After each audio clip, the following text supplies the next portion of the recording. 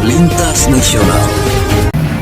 Ya, kami ucapkan terima kasih kepada Bapak Kapolda Kalimantan Barat, luar biasa penyidik Kalimantan Barat yang tadinya kata Ibu Lili Santi bahwa sempat ada kekecewaan ya karena proses cukup panjang sekali, tetapi ternyata dengan menerapkan prinsip kehati-hatian dan tadi Bu Lili sudah katakan bahwa dengan semangatnya Kapolda, para penyidik Polda Kalbar ini dan bagaimana melihat objek di lapangan, kemudian beberapa saksi yang dikumpulkan dan disimpulkan bahwa ada tindak pidana dan sudah ditetapkan sebagai tersangka. Ini luar biasa, kita berharap ini bukan hanya sebatas ditetapkan tersangka, supaya yang sudah tersangka harus segera ya kan ditindaklanjuti, diproses lebih lanjut, dan kami yakin bahwa tersangka ini bukan hanya satu orang ya kan, tetapi juga tentu akan melibatkan banyak pihak.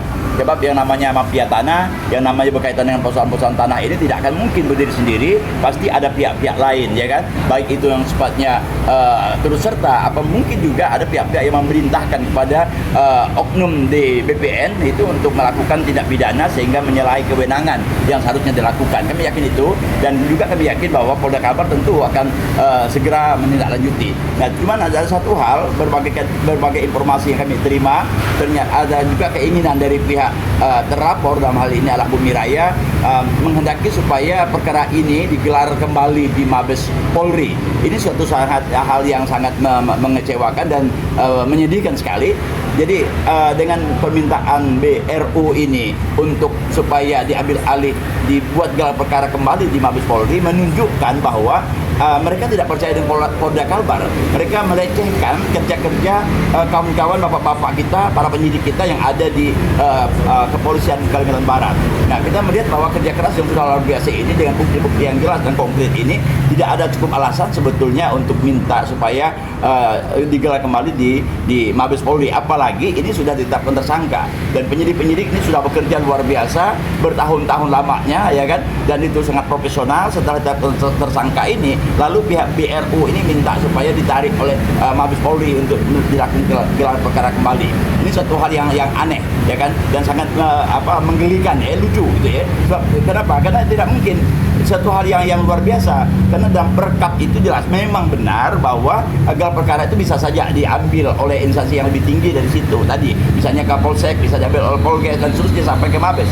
Kalau ada beberapa persyaratan, pertama adalah kurang personil ya kan. Kalau personil oke, mungkin penyelidikan tidak berjalan karena kurang personil, maka diambil alih oleh Mabes misalnya, atau mungkin karena kerja-kerja tidak proporsional, sumber daya manusianya tidak mencukupi misalnya, itu memungkinkan sekali untuk diambil alih. Nah, ini sudah cukup, Polda Kalbar ini sudah cukup, personil sudah bagus, dan mereka juga bekerja dengan profesional. Mereka sangat memahami dengan peraturan Kapolri terkait dengan manajemen penyelidikan dan penyidikan ini sendiri, dan semua sudah berjalan sesuai dengan koridor hukum yang ada. Semuanya sudah sesuai dengan ketentuan-ketentuan yang ada. Nah, jadi kalau misalnya diambil alih oleh Mabes Polri, ini suatu hal yang lucu. Apalagi ini sudah ditetapkan tersangka, ya kan? Tidak mungkin Mabes Polri itu akan menganulir kembali apa yang sudah diputuskan oleh Polda Kalbar. Jadi saya pikir Polda Kalbar mesti harus juga mengikuti ini.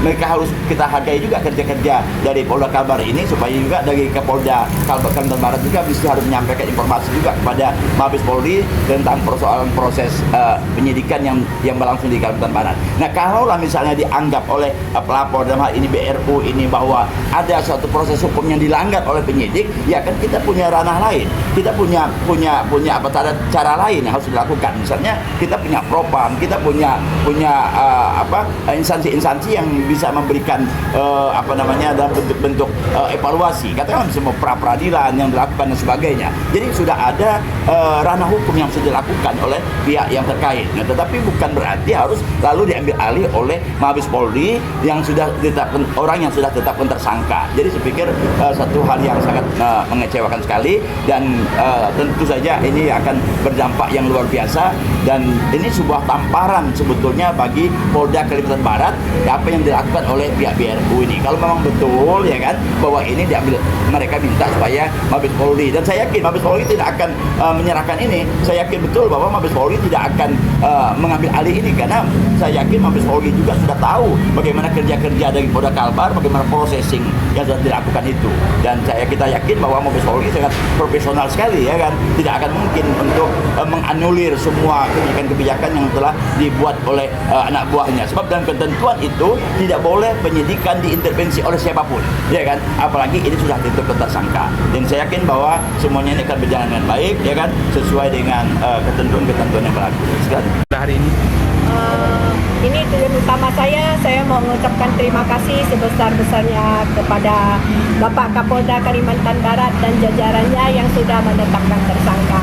Walaupun sebelumnya saya sempat kecewa karena kasus saya laporannya berjalan cukup lama. Tapi setelah saya sadari inilah bentuk kehati-hatian dari Polda Kalimantan Barat mencari bukti-bukti, saksi-saksi, turun ke lapangan, akhirnya sekarang sudah ada penetapan tersangka. Jadi saya mengucapkan terima kasih kepada Polda Kalimantan Barat yang sudah menegakkan keadilan.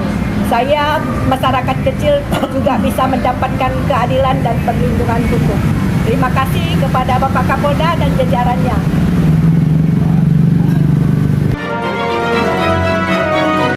Kita ikuti berita lintas nasional.